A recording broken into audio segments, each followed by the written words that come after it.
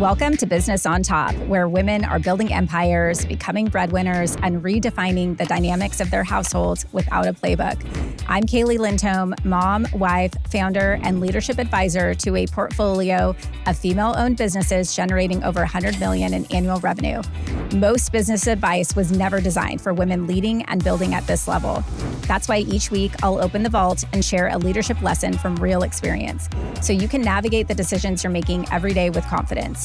If you are a serious female founder and leadership feels messy right now, you're in the right place. We are rewriting the rules for this next era of how women lead and build. This is Business on Top. Let's go. Welcome back to Business on Top. If you joined me for the last episode, we talked about the first two stages of entrepreneurial growth, where your biggest job is learning how to lead yourself and then beginning the uncomfortable process of trusting other people with your vision. Today, we're picking up where that conversation left off. This is where business starts becoming less about working harder and much more about becoming a different kind of leader. These next four stages are where founders either build an organization that creates freedom or unknowingly create a business that maybe is bigger, but somehow more dependent on them than ever before. So let's dive in. The third stage is what I call Toddler. Just like a toddler, your business is finally finding its legs. It's no longer surviving day to day. It's walking. It's talking. It has a personality of its own. And this is usually the stage where you built a real team. Maybe you have multiple providers now, a patient coordinator, someone overseeing operations, revenue is growing, your schedule's full, business is becoming more established. But internally, welcome to what I lovingly call management by interruption. Every 5 minutes, someone has a question. Can you approve this? What should I tell this patient? Can we make an exception here? Can you jump into this conversation? Can you handle this? Can you look at these numbers? It's like having a 3-year-old constantly tugging at your shirt, nagging at you, mom, mom, mom. And before you know it, your entire day has been spent reacting instead of leading. Does this sound familiar? This is the stage where founders often mistake accessibility or being in charge and having answers for leadership. They pride themselves on always being available and having the answer, and it actually feels like a sense of control and really progress in the moment to be supporting your team and solving the problems. But this season is actually creating something incredibly dangerous if you're not careful: dependency. Because every time your team comes to you with a problem and you immediately solve it, guess what you just did? You've taught them exactly one thing: come back to me with the next one. One of the biggest mindset shifts I've had to make as a leader was realizing my job wasn't to have all the answers. My job was to build people, develop people, mentor them to be able to find the answers without me.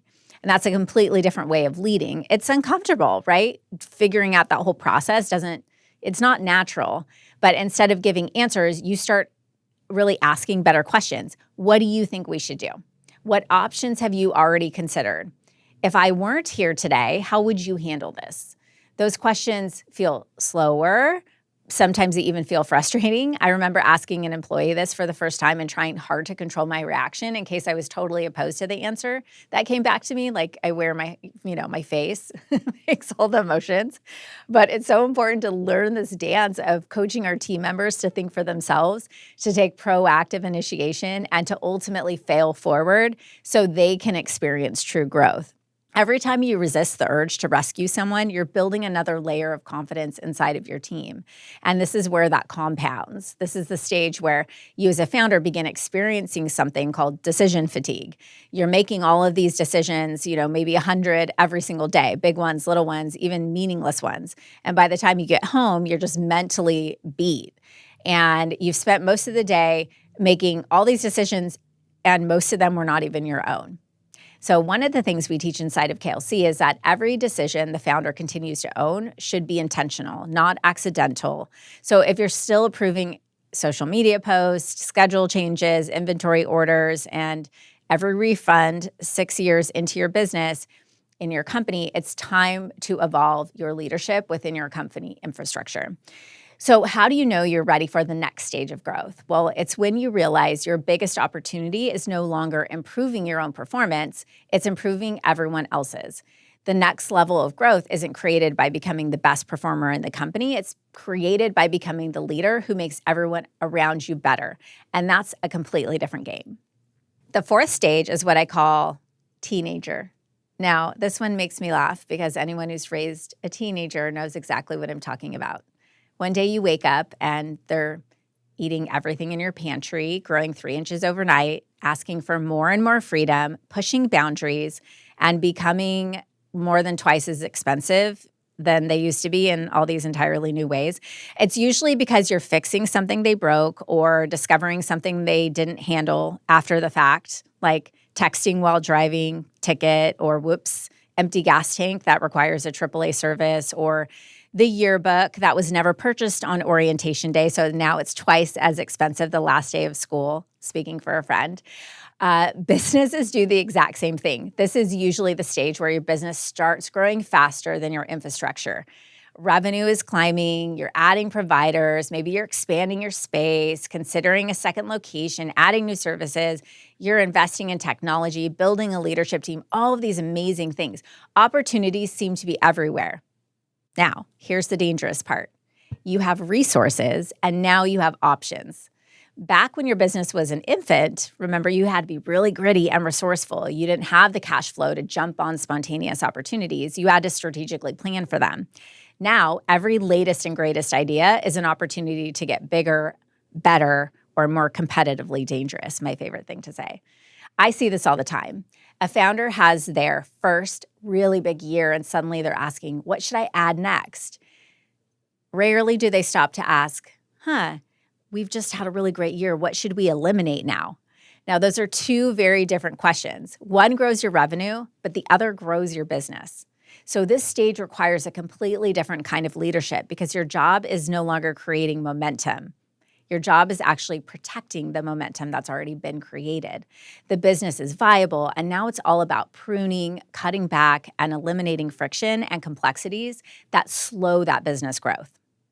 One practice owner will add another technology, another will completely eliminate a product line or a team member that's struggling in order to reallocate resources to the areas that are driving the greatest return. See, two different approaches. One of the biggest mindset shifts that I've had in this stage of growth is realizing that discipline becomes exponentially more valuable than your ambition. So let me repeat that. Discipline is exponentially more valuable than ambition. No one talks about that because everyone's celebrating the founder who's showing up everywhere, building, growing, expanding.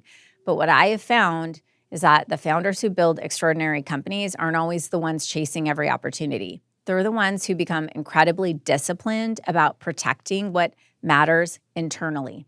This is also the stage where culture becomes very intentional or accidental. When there are 5 people on your team, everyone naturally kind of absorbs the values because they're sitting next to you every day. When there's 7, 10, 15, 25 people, culture no longer spreads through proximity. It spreads through the consistency of leadership standards, routine conflict mediation, and if you don't intentionally build your culture during this stage, your culture will accidentally build itself, and you just probably won't like what it becomes. And you won't recognize it until it's too late. This is where I see founders begin experiencing something that feels incredibly confusing. The business is making more money than it ever had, yet life somehow starts to feel harder. Have you ever noticed that? You finally reach that revenue goal you worked so hard for, and instead of feeling free finally, you feel more responsible. You've got more payroll, more personalities, more expectations, and some would say more entitlement on your team, and ultimately more complexity. And that's because complexity is the tax that we pay for growth, which is exactly why your leadership has to mature faster than your revenue. Because if your leadership doesn't keep pace with your growth, eventually your growth starts creating chaos and cracks in the foundation instead of freedom. One of the questions I ask founders all the time is this: if I 10x'd your business tomorrow, would your systems, your leadership team, and your culture be able to support that growth? For most of us, the answer is no. So how do you know you're ready for the next stage? It's when you stop asking, how do I grow faster? And start asking, how do I build something that can keep growing without breaking and can grow without me? Because sustainable growth is about becoming wise enough to know what deserves more and what doesn't deserve to be fed. The 5th stage is what I call young adult. This is one of my favorite stages because it's the point where the business finally starts feeling like its own living, breathing organization instead of an extension of the founder. Just like raising kids, there comes a point where your greatest accomplishment isn't that they still need you. It's that they don't. And as a parent, that's bittersweet. As founders, it can be terrifying because for years you've been rewarded for being the center of your business universe. You're the one who built it. You know every system, every patient, every team member, every financial decision has been yours. Your fingerprints are on everything. This stage of leadership requires your fingerprints off more of it. This is where I see founders wrestle with a completely different fear. It's no longer the fear of, will the business survive? It's the fear that if their business doesn't need them anymore, who are they? And I don't think we talk about that enough. Honestly, this is hard to imagine when you're struggling through infancy and toddler stage. For so many founders, our identity quietly becomes wrapped up in being, we're the rainmaker. It's a healthy sign that our worth is valued. But here's what I've learned. This is the stage where the founder starts asking a completely different set of questions. Instead of what needs my attention today, they begin asking, what leadership capability does this business need next? Maybe that's developing an executive team, giving your practice manager real authority and mentorship, allowing someone else to run the weekly leadership meeting. Maybe it's trusting your team to make decisions you would have made yourself a few years ago. None of these things happen overnight. It's a process and it's imperfect. In fact, this is probably the stage where you'll watch most people make decisions differently than you would have made them yourself. Sometimes they'll even make the wrong decision. And you know what? That's okay, because the goal isn't to build people who think exactly like you. The goal is to build leaders who can think critically without you. That's a totally different objective. One of the things I've learned over the years is that organizations don't become exceptional because they have one really great leader. They become exceptional because they've created leadership at every level. That's when the business starts becoming bigger than its founder. So how do you know you're ready for the final stage? It's when the business no longer depends on your constant involvement to keep moving forward. Instead, your greatest contribution becomes protecting the vision, developing future leaders, and making sure that the company never loses sight of why it exists in the first place. That's when you've stopped building a business and started building a legacy. The sixth and final stage of entrepreneurial business growth is what I call the zone. I love this stage because this sort of looks like from the outside, the work's over, but it's not. The work is just very different. Your business has an identity now. Patients don't just come to your practice because of you being the centerpiece anymore. They come because of what your company represents. You've built a brand. Team members stay because they're connected to a mission, a vision, and a future that they believe in. And this is the stage where your business finally starts giving back to you, not just financially. This is where our high-growth founders experience expansive freedom to travel, to spend time managing their wealth, invest in new asset classes, expand the brand, and give back. I recently had one of our Pop Leadership Academy clients tell me, Kaeli, I actually have space to think again. I can spend a Tuesday afternoon at my daughter's game without feeling like every hour away is building me a longer to-do list for when I get back. I know I'm earning income while my brain is busy relaxing into creative mode, innovating, dreaming of the next big idea. And to be honest, I think that's what most founders who work with us at KLC are chasing all along, not really just another location or another $1 million. They want freedom. They want freedom to build something of massive impact without sacrificing the very life that they were creating in the first place. Now, the goal was never to become unnecessary. The goal was to become irreplaceable in a completely different and high-value way. Early in your business, you're irreplaceable because you do everything. In this stage, you're irreplaceable because you set and protect the standard behind what the business represents. The culture, the vision, the world-class brand, the future. You're the person making sure that the company never loses sight of why it's out to do what it does in the first place. That's a very different kind of leadership. One of my favorite questions to ask founders in this stage is this: if you disappeared for 30 days, what would happen? Years ago, that question would have terrified most business owners. Today, my hope for you, if you're evolving into this stage of leadership, is that your answer would be, my team would know exactly what to do, which means you've led them well. And that's one of the greatest compliments a leader can receive. I think about parenting again. Sadly, the point isn't to raise two boys who need me forever, but instead to raise two men who know who they are, what they stand for, and can make the right decisions for themselves when I'm not around. I want to raise men who contribute to the world and hopefully carry forward some of the values that Chad and I worked hard to instill in them.